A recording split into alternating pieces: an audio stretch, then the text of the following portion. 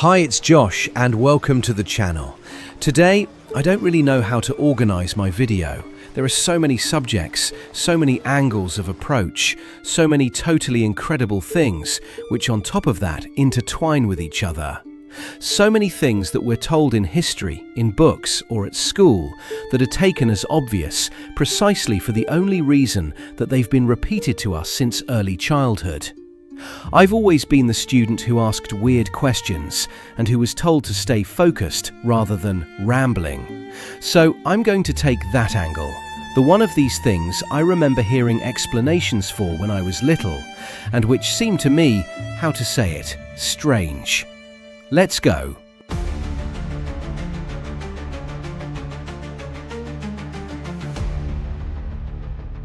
My first subject is going to be the churches in our villages. It's so widespread, so normal. I can conceive of a central building in the village that serves as a meeting point. But the fact that it's religious, that it's a place of worship, already makes me wonder, why? Why are there these churches and therefore this religion in all our villages? But especially, who built these thousands of churches? Who financed them and when? All at the same time, or little by little over time? The official answers tell us first that it was in the Middle Ages that there was a boom in the construction of these churches. But when you dig deeper into the research, when you ask questions about the labour force in such a restricted population that's supposed to be living through dark ages, famines, who aren't supposed to be masons or architects but illiterate wretches, it's said that it would have been financed by the tithe, so a tax on crops, collected in wheat grains or others, and spontaneous donations or voluntary loans of horses, carts, etc. Seriously? That's not convincing at all. Then we're told that actually it's in the 19th century that there was a real construction boom. Thousands of churches would have been built. But with what money? What means? What workers?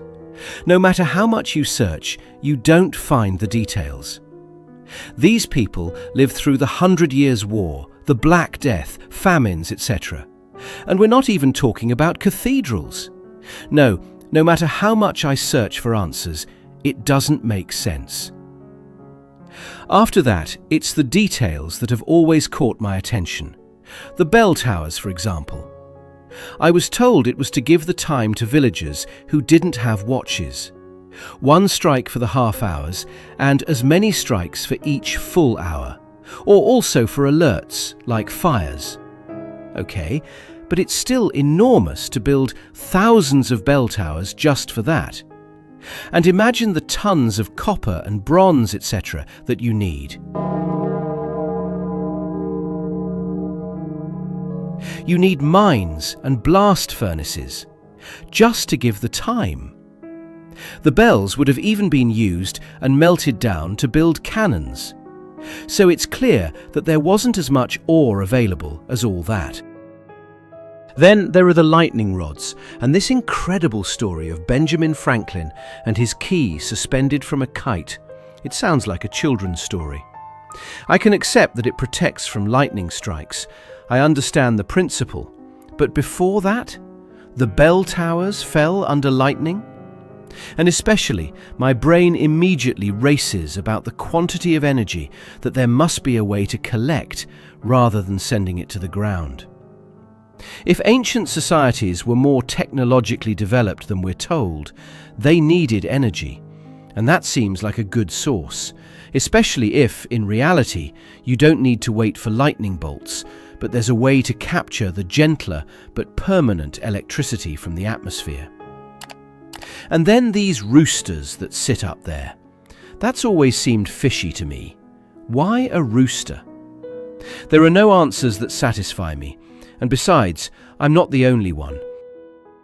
But if we have them on so many bell towers, in so many places in the world, why?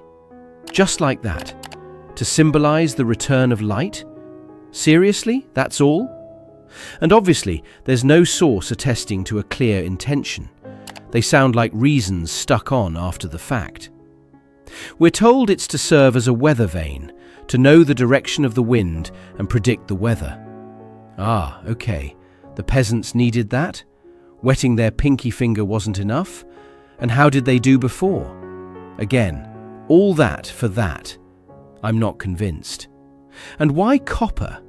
That must have been quite expensive and rare at the time, no? And there are thousands of them, everywhere.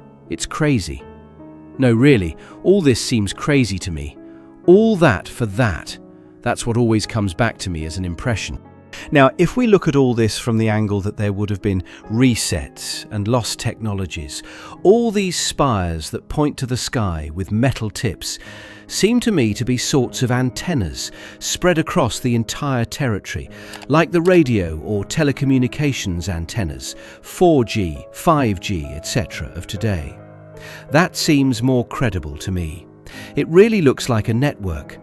The metal points seem to be sensors or antennas more than anything else. The bells look like resonators, and a resonator is used to choose a frequency.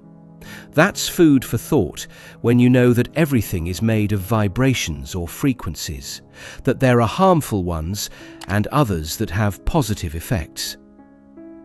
When I was in India, Nepal and Tibet, everywhere the street vendors and souvenir merchants try to sell you little symbols or bells made of special alloys whose quality can increase and create more harmonic and longer resonances, and would also have virtues on health or spirituality. There too, that's food for thought. We're on the other side of the planet, and we have the same principle that seems well anchored in tradition, but whose real meaning or utility we seem to have lost. So when I imagine the network of churches and their metal points stretched toward the sky and their big resonators, I really have an impression of coverage, as if we were trying to cover territories with something that has to do with waves. Were we trying to impose a vibration everywhere? Was it for a positive purpose, as some say, to repel negative waves or demons who couldn't stand these vibrations? Or for health against parasites? Or was it to impose a frequency, to put everyone on the same wavelength, for a sort of domination?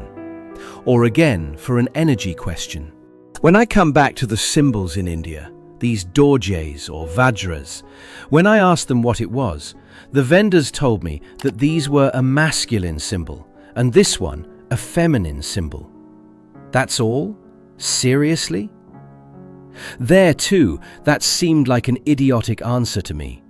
A symbol so precise, so widespread, that has existed for so long, and we don't know what it is? Again, seriously?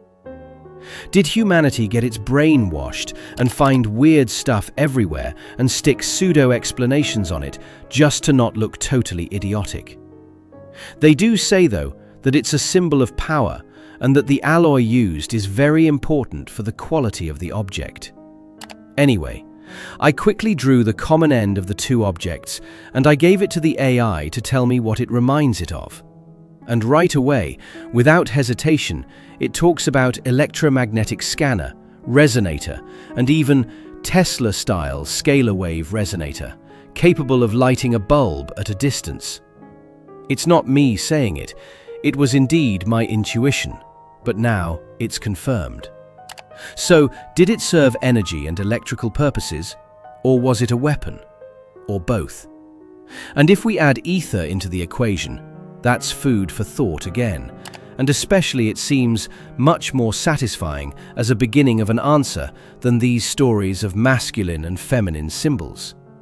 Or, if we come back to our roosters that have the same styles of design, conductive alloys, spheres and sorts of points or antennas, the supposedly Christian symbol stories look pretty outdated and ridiculous, no?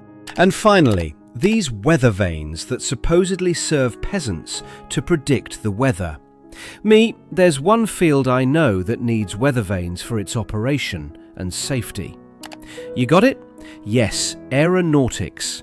Aeroplanes, hot air balloons, etc.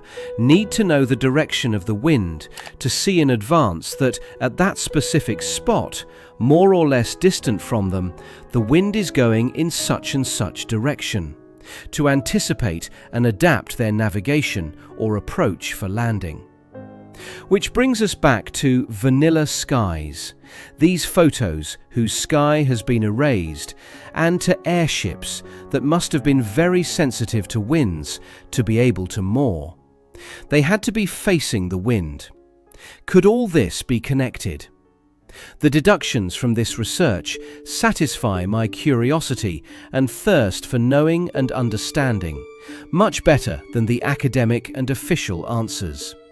It seems to me there are very interesting connections to make with airships, but that will surely be the subject of a next video. Thanks for watching.